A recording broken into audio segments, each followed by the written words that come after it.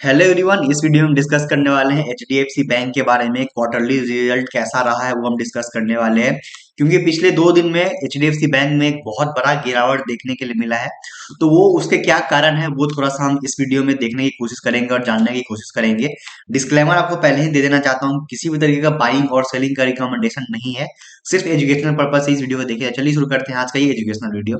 तो यहाँ पे Q3 FY24 का अर्निंग्स प्रेजेंटेशन है एचडीएफसी बैंक का, जैसा कि आप देख सकते हैं स्क्रीन पे। तो यहाँ पे आप एडवांसेस ग्रोथ देख सकते हैं कि अच्छा खासा एडवांसेस रहा है, 4.9% का ग्रोथ देखने के लिए मिला है। डिपॉजिट इंक्रीज में 1.9% ग्रोथ देखने के लिए मिला है। रिटेल डिपॉजिट में 2.9% का ग्रोथ देखने के लिए मिला है। वहीं अगर एसेट्स क्वालिटी की बात करें तो वो कंटिन्यू रिमेन स्टेबल है, तो एसेट क्वालिटी स्टेबल है। वहीं अगर आरओए की बात करें तो ये 2% का आरओए है, यानी रिटर्न ऑन एसेट्स।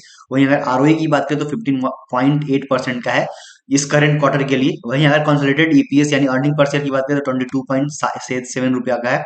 वहीं बुक वैल्यू पर शेयर अगर बात करें तो 576 रुपया का है।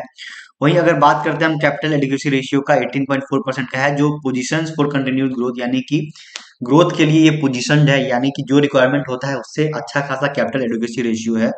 आगे अगर हम देखने की कोशिश करते हैं एचडीएफसी बैंक का, अगर हम स्टैंडर्ड इनकम स्टेटमेंट देखते हैं तो यहाँ पे जो आंकड़ा दिया गया है वो बिलियन रुपीज में है, तो आप उसी तरीके से देखना, करोड़ में नहीं है। तो आप कंफ्यूज मत होना, क्योंकि अगर आप रिजल्ट देखेंगे, जैसा कि अगर मैं आपको यहाँ पे दिखाई देता हूँ, तो ये यहाँ पे नंबर जो है, अगर आप बात करें प्रॉफिट, नेट प्रॉफिट की, तो यहाँ पे करोड़ में ये आंकड़ा है 16,372 करोड़ का, लेकिन इसमें ये बिलियन रुपीज में है, तो इस बात का आपको ध्यान रखना। तो यहाँ पे क्यू बेसिस पे यानी क्वार्टरली बेसिस पे 4% का ग्रोथ है, ईयरली बेसिस पे 25.8% का ग्रोथ है।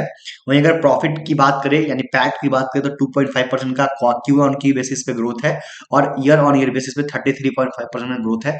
तो अगर सिर्फ हम रेवेन्यू और प्रॉफिट के हिसाब से देखेंगे तो रिजल्ट कहीं से भी खराब नहीं है। बहुत अच्छा नहीं अगर मान के चलते हैं तो, लेकिन बहुत खराब भी नहीं है, जिसके कारण इतना गिरावट देखने के लिए मिला है। आगे हम बात करते हैं ईपीएस का, अर्निंग पर शेयर का। तो Q3 में यानी दिसंबर क्वार्टर में 21.6 का अर्निंग पर शेयर है। वहीं उससे पहले 21.1 का था, उससे पहले 22 का था। यानी कि आपको ईपीएस में भी गिरावट देखने के लिए मिला है, यानी अर्निंग पर शेयर में भी गिरावट हुआ है एचडीएफसी बैंक का। यहाँ पे BVPS यानी बुक वैल्यू पर शेयर, तो यहाँ पे 479 रुपीज का था बुक वैल्यू Q3 में, और अभी 556 रुपया का है, तो बुक वैल्यू पर शेयर ठीक ठाक है। वहीं अगर हम बात करते हैं आगे इसका देखते हैं, तो ग्रोथ एडवांसेस एंड डिपॉजिट्स का देखते हैं, तो 4.9% का आपको यहाँ पे सितंबर 2023 के क्वार्टर से दिसंबर 2023 के क्वार्टर में जंप देखने के लिए मिला है ग्रॉस एडवांसेस में, ये बिलियन रुपीज में है आंकड़ा। वहीं अगर डिपॉजिट की बात करें तो 1.9% का आपको जंप देखने के लिए मिला है डिपॉजिट में। आगे हम देख लेते हैं, बहुत जो इंपॉर्टेंट हो जाता है वो हो जाता है निम्स, नेट इंटरेस्ट मार्जिन जिसको बोलते हैं, तो वो देखना जरूरी है। यहाँ पे आपको वो आंकड़ा भी आ गया है। तो पहले हम नेट इंटरेस्ट इनकम देख लेते हैं। तो नेट इंटरेस्ट इनकम में Q3 में 285 बिलियन रुपीज में है, और उससे पहले Q2 में यानी सितंबर के क्वार्टर में 274 बिलियन रुपीज का है। तो थोड़ा बहुत जंप ही देखने के लिए मिला है नेट इंटरेस्ट इनकम में। अगर एक साल पहले की बात करें यानी Q3 का दिसंबर 2022 की बात करें तो 230 रुपीज बिलियन, यानी 230 बिलियन रुपीज से अभी जो है 285 बिलियन रुपीज है, यानी कि यहाँ भी आपको ग्रोथ देखने के लिए मिला है ईयर ऑन ईयर बेसिस पे।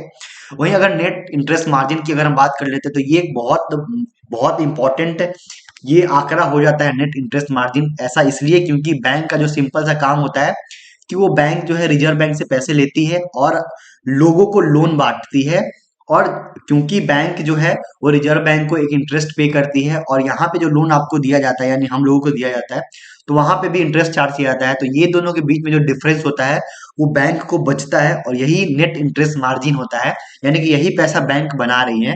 तो क्वार्टर 3 दिसंबर यानी दिसंबर 2023 के क्वार्टर में 3.6 और 3.4 का आपको नेट इंटरेस्ट मार्जिन है।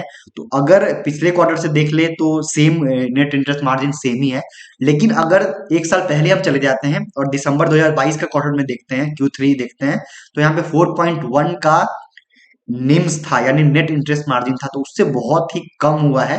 तो ये जो कम हुआ है ना, मुझे लगता है कि एक बहुत बड़ा कारण है, नेगेटिव इम्पैक्ट पड़ा है इस कंपनी के शेयर पे।